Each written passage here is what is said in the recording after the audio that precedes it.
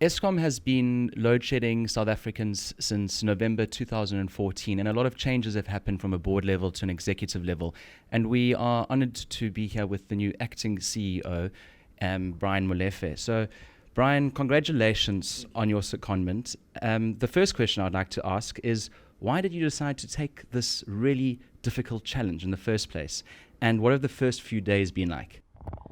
The first few days have really been exhilarating, sitting with highly competent managers and engineers, understanding the Eskom business and what the problems are and what needs to be done in the short term. It has really been exciting. It is an MBA student's dream come true, having to deal with a real situation where you have to bring your managerial skills and management skills to bear on a situation that needs to be turned around. And so that has been quite exciting, and I don't regret having agreed to the request to come to Eskom. Because, I mean, Transnet, things are going quite well, so you could quite easily have just sat back and gone, okay, why would I want to go to Eskom where everything is in panic mode? And I mean, is it something that can get fixed? What do you feel when you've spent just a few days there? Look, I mean, sitting at Transnet where things are going well is really not good for the adrenaline.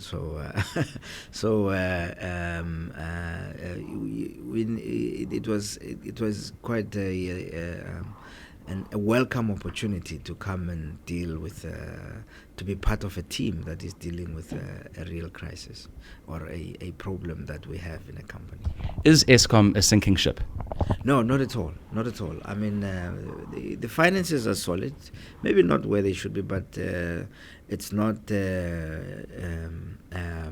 insolvent or illiquid. I think Eskom is a going concern, and it's not a sinking ship in that sense, and it is able to carry out its primary mandate, which is meet the demand of the electricity by South Africans. So the problem has been that with the backlog in maintenance, we have to cut down some capacity to allow maintenance to happen, and that is what led to load shedding. So Eskom announced that it would be considering cutting power off to the top 20 defaulting municipalities. But you seem to have some other ideas about how it could take place more effectively. Would you like to talk a little bit about that? I think cutting off power to municipalities may be complicated, especially because in the municipalities there are people that actually don't owe electricity, and it would be unfair to cut those people that have been paying their money to the municipality. However, I think it is also possible for us as Eskom to bypass the municipality and connect the people directly and collect the money on a pay-as-you-go basis or on a prepaid basis, and everybody is happy. The debt of the municipality does not increase, so we have a stock of debt that we're dealing with the municipality, but at the same time people have electricity and we get our money up front, and the debt does not increase, and in fact we get our money up front, which is I think a win-win proposal for everybody. But this must still be canvassed with the company, with the regulator, and with government. You said today that you really would like to find a way to get 3,000 megawatts extra online onto Eskom this year. It's a challenge. Do you have any ideas where Eskom could find this extra capacity? As we were saying in the other room, I have asked the engineers to work on this as a matter of urgency, and they were supposed to report back to me, and I will get a report today. But the indications are, we could consider the barges to get the 3,000 megawatts while we are doing maintenance. We can consider gas.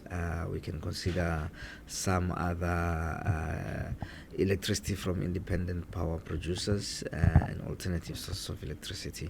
So it looks like there are a few options that we can explore, but I still need to sit down with the fundis to understand what it is that we can do. Would you consider privatizing any of Eskom's generators, transmission or distribution elements to raise further funds?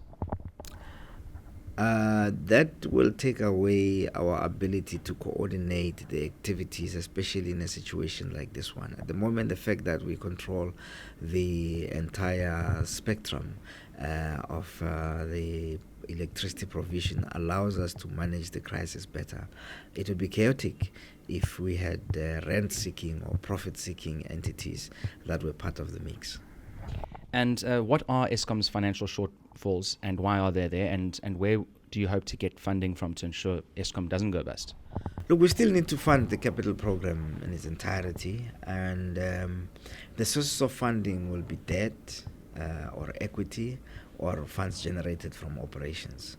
We still need to sit down to see what we can realistically get from each of the sources. It is also dependent on our appetite for increasing the gearing of Eskom. Will determine how much debt we can put into the system. But I think that I think that prepaid will actually give us quite a big chunk of the resources and the liquidity that we need to take the company forward.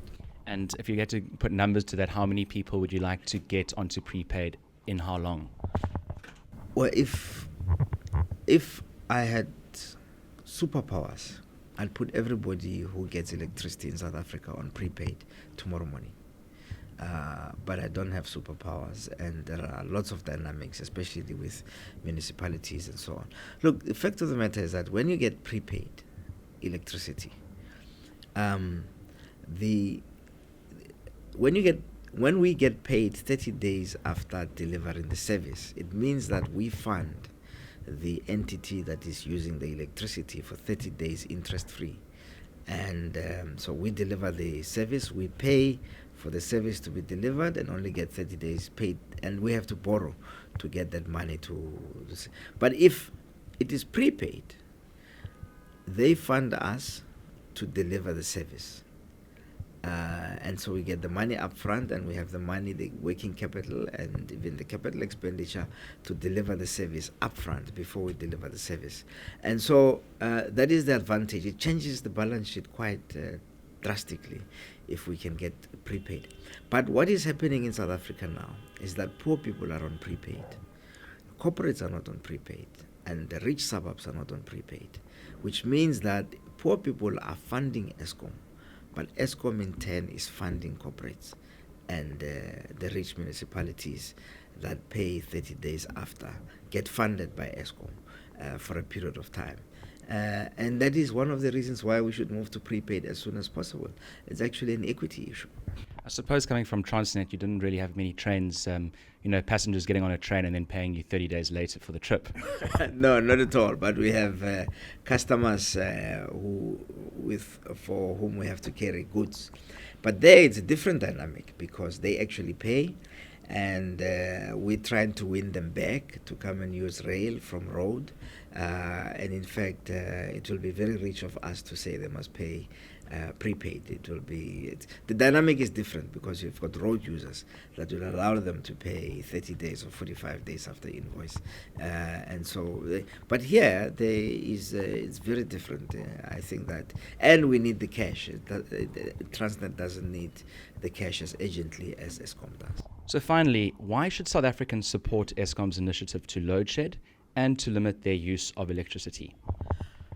We should support the initiative to load shed because if we do not do maintenance, the damage to the economy will be 100 times bigger than the estimated 80 billion rand that it is costing the economy now to load shed.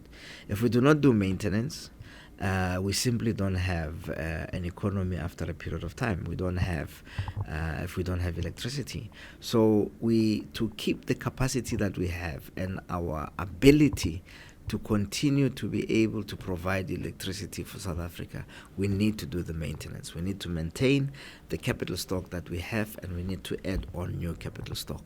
So, and I think that we're quite capable of doing that. I think that the problem is not structural or systemic.